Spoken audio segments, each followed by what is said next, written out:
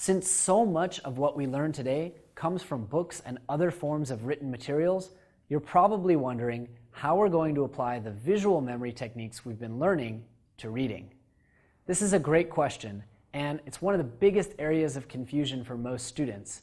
After all, it's extremely difficult, maybe even impossible, to generate visual markers while your brain's visual processing power is focused on reading and looking at the symbols on the page.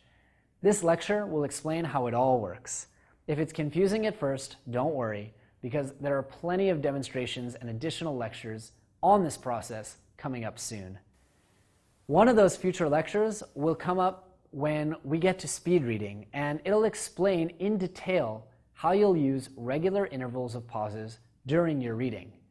This is not just because speed reading is very exhausting for the eyes and for the brain, but also because these pauses allow us to optimize the process of learning.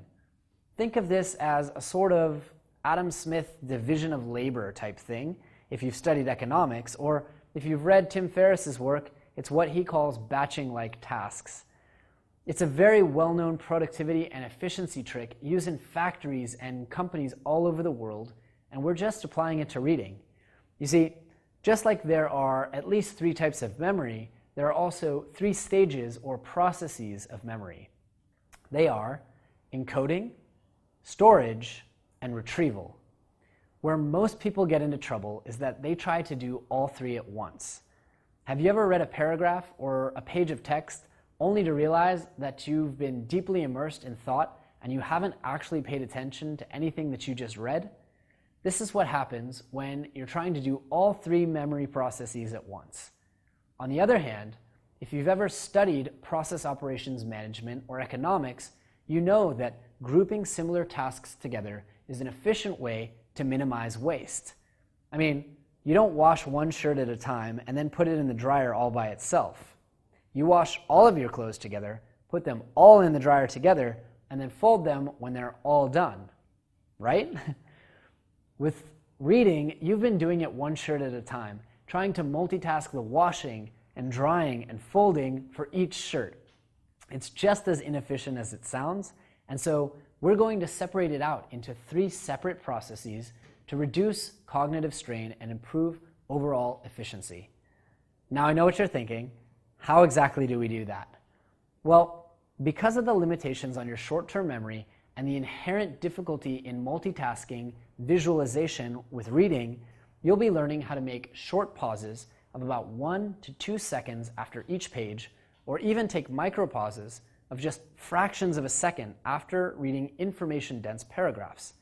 You'll also take longer pauses every 10 minutes or less to review what you've already hopefully put into the beginning stages of long-term memory. As we're going to discover when we learn about spaced repetition software, your brain needs to periodically repeat and review information in increasingly long intervals in order to remember it and prove to the hippocampi that it's relevant and worth remembering. This is similar to the idea that you must continue weight training to improve your strength and increase muscle mass. If your brain, like your body, thinks that the information you're using is a one-off occurrence, it won't waste the time investing the resources to remember it. In short, this is why we take small pauses after each page and much longer pauses of 15 to 30 seconds after each chapter to play back and retrieve our stored markers and perform a form of spaced repetition to improve our long-term retention. This also means that it's not a bad idea to spend a few minutes a week reviewing markers and ideas from books you've read months or even years before if you really wish to remember them. Don't worry, we're going to go into a procedure and a habit for all of that stuff later on in the course. But for now, you need only to be aware of this process and how it works. Before we can get into any of this, we need to master the concept of markers, or the quick visual associations that we've been learning about up until now. While we're discussing images and visual markers, it's worth noting that not all markers have to be visual. In fact, smell is actually a more memorable sense than vision. Of course, we can't understand an entire book using our sense of smell alone, and so we're focusing on images. But if you read about, say, chocolate and you can conjure up the smell or the taste of chocolate, that's actually a great marker for remembering that data point. And if it works for you, even better. Whatever types of markers we use, whether they're visual or sensory or some other types that we have yet to learn about, it'll almost certainly be a mix in the end. This mix of markers, when retrieved and reviewed, reminds us of the details that we've decided we need to remember. And when combined with our existing knowledge and opinions and ideas about the content, it allows us to dual code and store information into long-term memory very quickly and very effectively. So instead of reading back over the chapter, we can retrieve all of the markers we've created and start thinking about how they're connected together logically. We play them back almost like a film strip in our minds, and that helps our retrieval.